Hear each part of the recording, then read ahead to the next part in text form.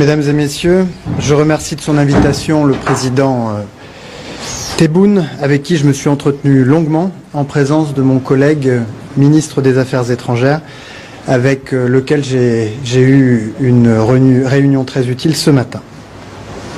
J'ai tenu à honorer cette invitation dans les plus brefs délais, moins d'une semaine après l'appel téléphonique entre les présidents Macron et Tebboune et leur communiqué conjoint.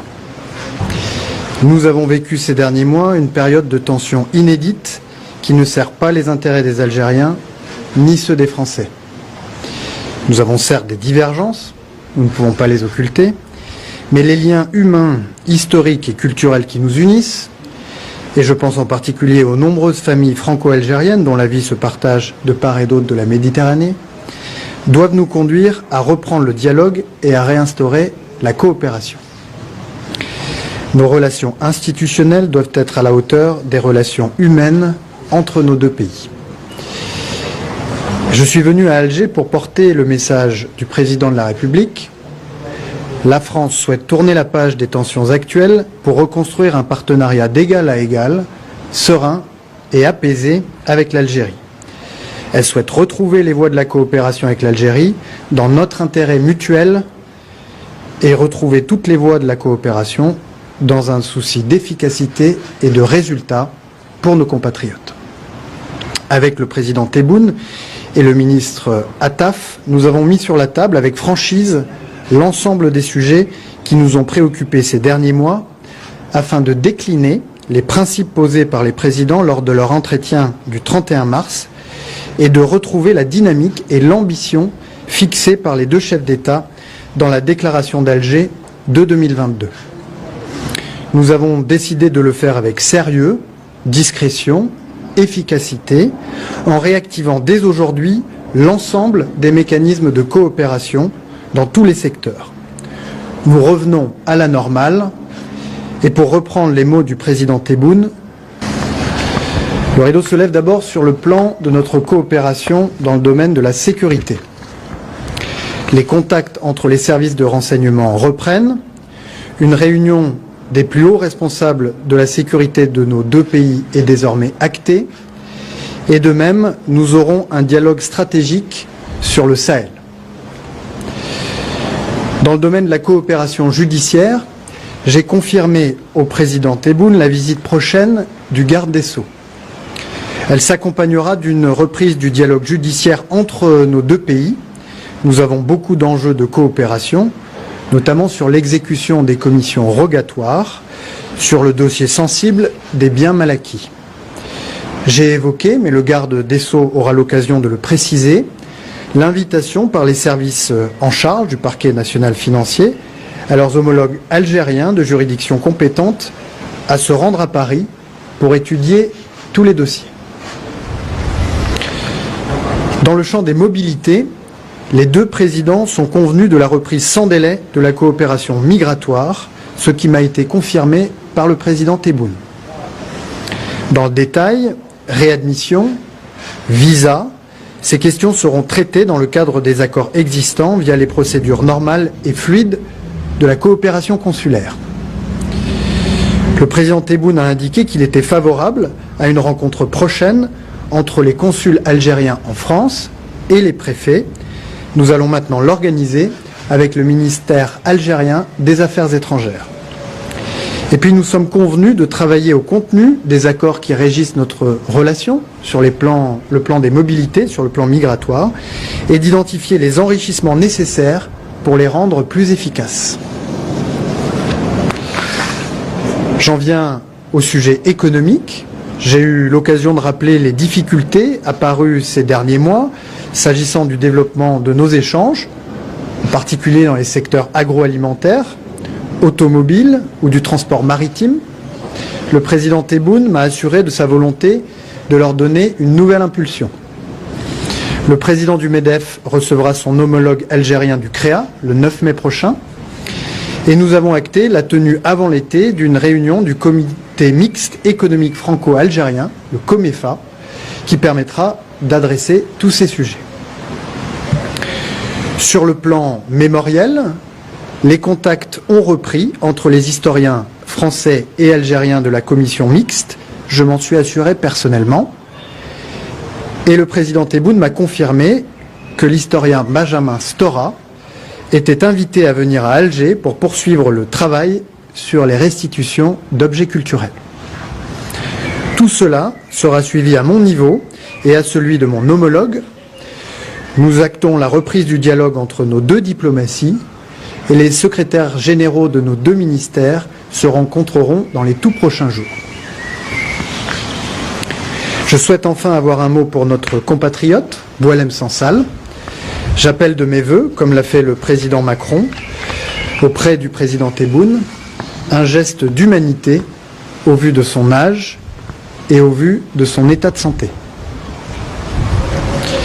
La conclusion de cette visite, c'est une volonté partagée de lever le rideau, d'entrer dans une nouvelle phase de notre relation, une relation d'égal à égal entre la France et l'Algérie, au bénéfice mutuel de nos deux pays et de nos deux peuples. C'est l'objectif de ma présence aujourd'hui. Vous entendez souvent, je dis, le Mali n'acceptera jamais d'être un vassal de quelqu'un.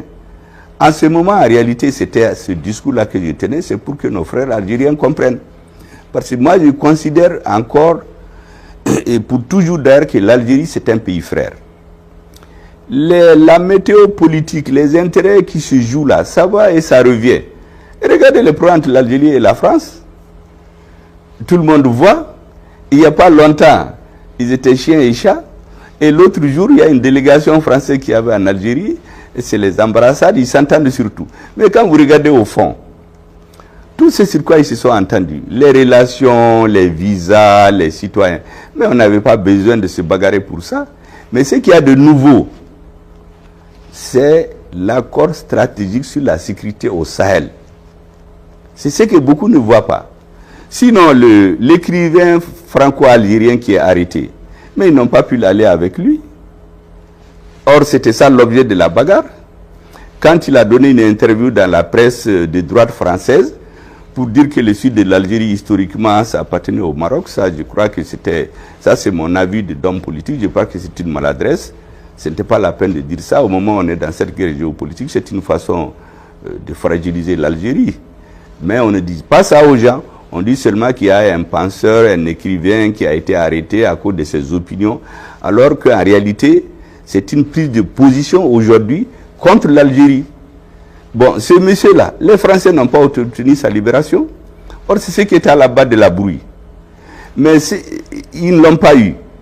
Mais ils ont conclu un accord géostratégique avec l'Algérie sur la sécurité au Sahel.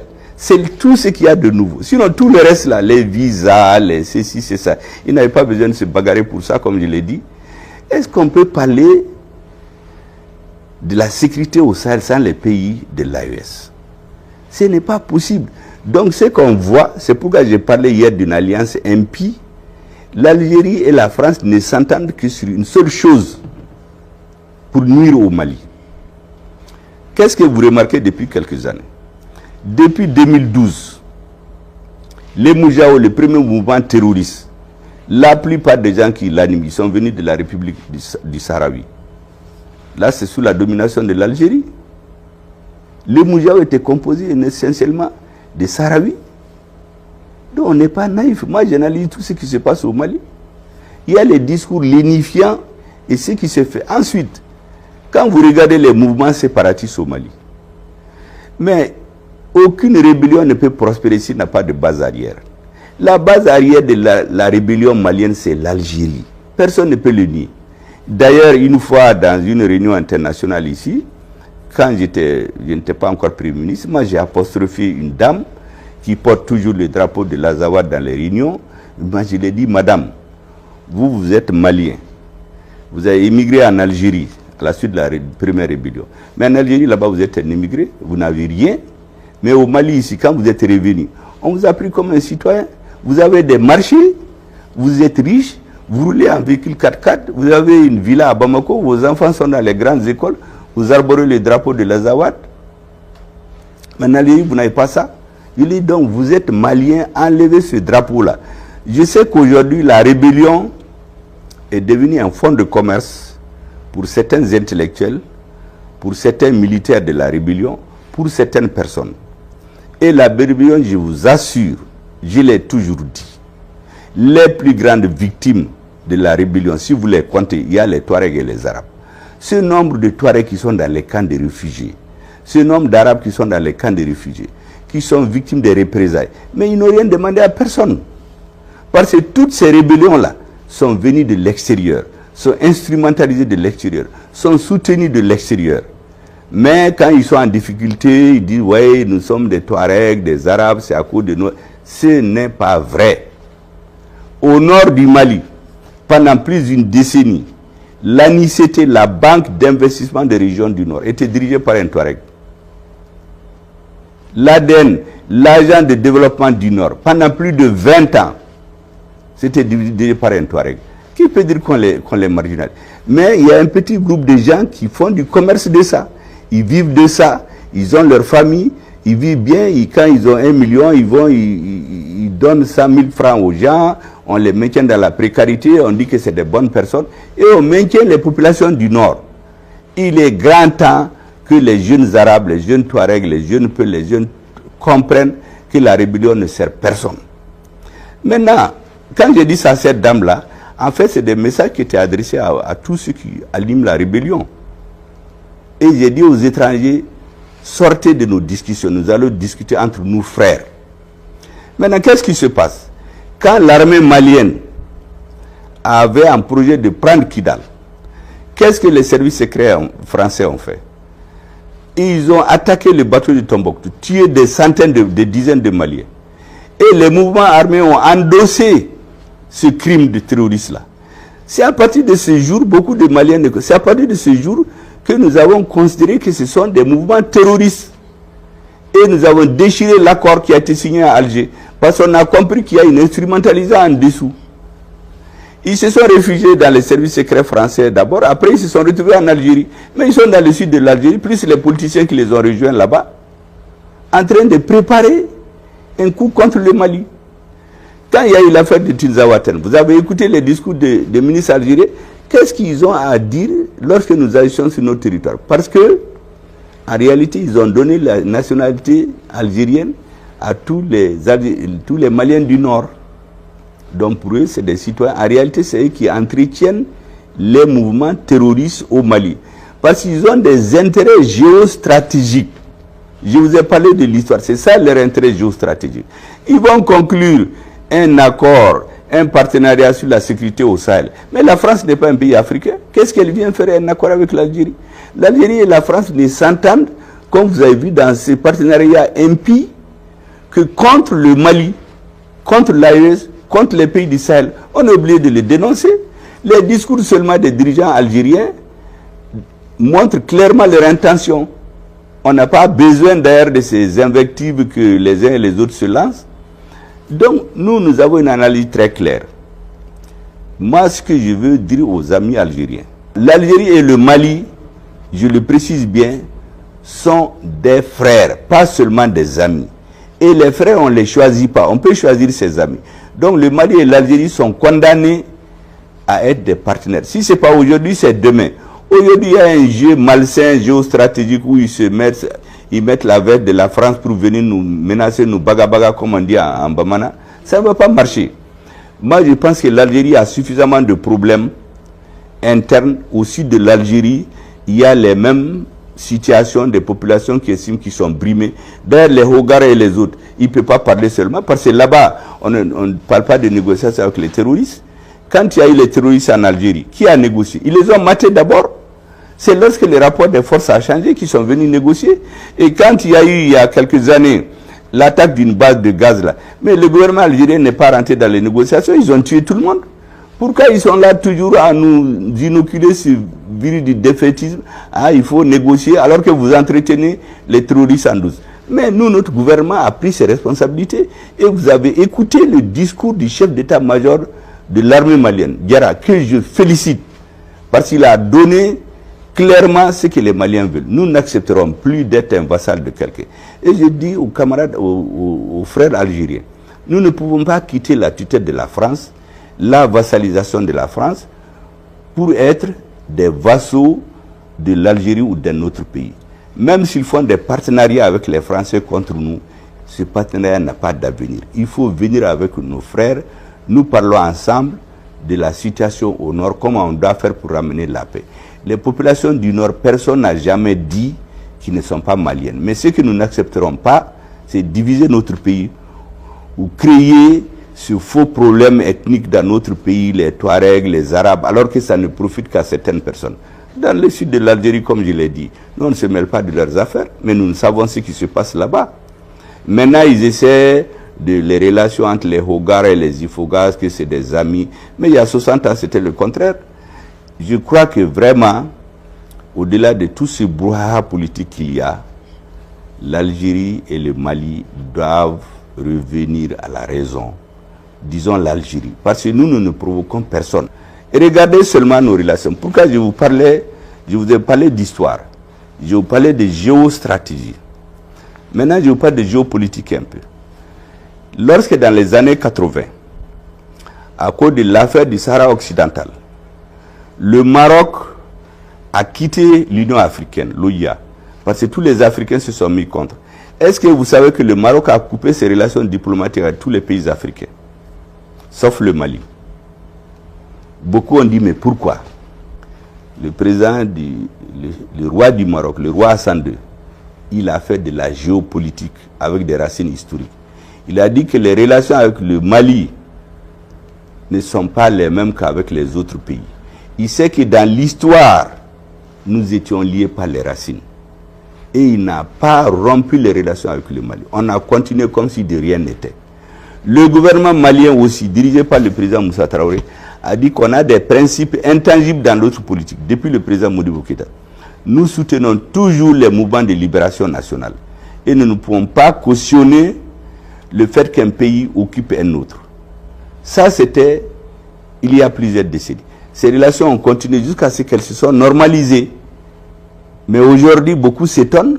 Le Maroc n'est jamais rentré dans l'invective contre le Mali. Il faut que les Algériens comprennent. Les invectives, les complots contre le Mali, le Niger, ça ne leur apportera rien sur le long terme. Les Français veulent juste les utiliser dans leur combat contre nos gouvernements. Il ne faut pas que l'Algérie rentre dans ça. Ils ont suffisamment de problèmes et leur avenir, c'est en Afrique et non dans des alliances bidons avec des hommes politiques à mal de popularité qui sont rejetés dans leur pays mais qui viennent chez eux pour avoir une crédibilité et se faire accepter dans leur population. Il faut qu'ils sortent de ça. Ensuite, les pays du Sahel aujourd'hui, nous sommes des frères, c'est ce qu'on a compris. Le Mali, le Burkina et le Niger, nous sommes des frères. Nous sommes ensemble. Le jeu de prendre des blocs pétroliers dans les pays et les garder pour plusieurs décennies, ils l'ont fait au Niger aussi. Le gouvernement nigérien, avec une vigilance que je salue, leur a donné un délai, il les exploite ou il annule.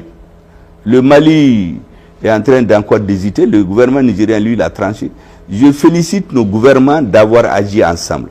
Vous savez que depuis le 11 juillet, malgré toutes les attaques contre ma personne, j'avais dit ici qu'il faut qu'on travaille désormais en mode 3D. On a les défenses communes, aujourd'hui c'est réglé, les diplomaties communes et les questions économiques de développement commun. En ce moment, beaucoup se sont mis à m'insulter au Mali, y compris des gens qui disaient qu'ils soutenaient la transition. Aujourd'hui, la vérité s'est imposée, Dieu merci. C'est pour cela que quand on est sûr de la vérité, là, il ne faut pas changer suivant la météo. Le temps va nous donner raison. Voilà ce que je voulais dire pour conclure. Il faut que le gouvernement algérien revienne à des fondamentaux géographiques, historiques. Le Mali et l'Algérie ne peuvent pas rentrer dans des conflits. C'est comme des frères qui se bagarrent. Je pense qu'ils doivent discuter avec l'État malien et parler à ces mouvements terroristes. Il faut sortir du terrorisme. Les Algériens pensent que tant qu'il y a le terrorisme dans le nord du Mali, ils vont avoir la paix chez eux. C'est un peu ça la théorie. Tout ce qui ne va pas, on les pousse parce que les premiers mouvements terroristes, si vous vous appelez, c'est ceux qui ont été coincés dans le sud de l'Algérie, on les a poussés dans le nord du Mali. Il faut qu'ils quittent cette logique-là, leur propre situation. Et il en est ainsi du dossier Peul aujourd'hui. J'ai expliqué que les Peuls, ça je l'ai dit depuis devant le président de l'association Tabital Poulakou. Les Peuls ont certaines caractéristiques qui font qu'ils constituent une proie pour le colonisateur. D'abord, c'est un peuple très fier, réfractaire à la suggestion. Et les peuples font partie des groupes ethniques qui ont donné du fil à retordre aux colonisateurs.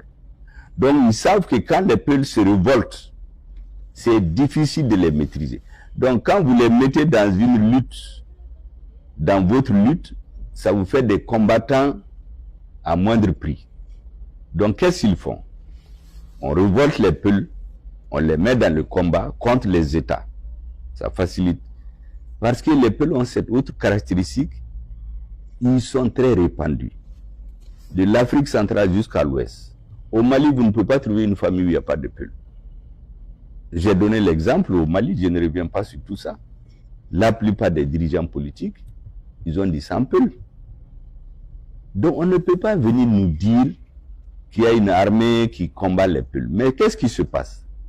C'est que le colonisateur a utilisé la question peul pour instrumentaliser les gens. Et il y a des politiques qui tombent là-dedans. J'ai donné le cas d'un pays africain ici, dans la lutte contre ses opposants politiques qui étaient majoritairement des Peuls. Il a commis l'erreur de stigmatiser tous les Peuls. Et les gens lui en ont gardé la rancune. Le jour où il est mort, je vous ai dit qu'il y a des Peuls qui ont dansé. Donc c'est la même chose ici. Vous regardez par exemple les présidents de certains pays voisins, des pays africains qui sont d'origine Peul. Mais ils sont tombés dans le piège. Le président français est allé jusque dans un pays africain pour dire, oui, il y a une guerre contre les Peuls.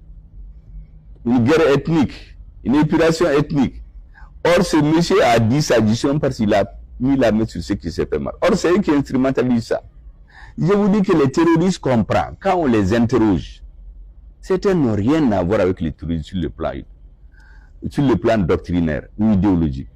C'est parce que dans cette lutte-là, certains on a éliminé leurs parents, d'autres sont devenus pauvres, certains veulent se venger, d'autres veulent se marier, ils n'en ont pas, d'autres sont victimes d'un délai de faciès.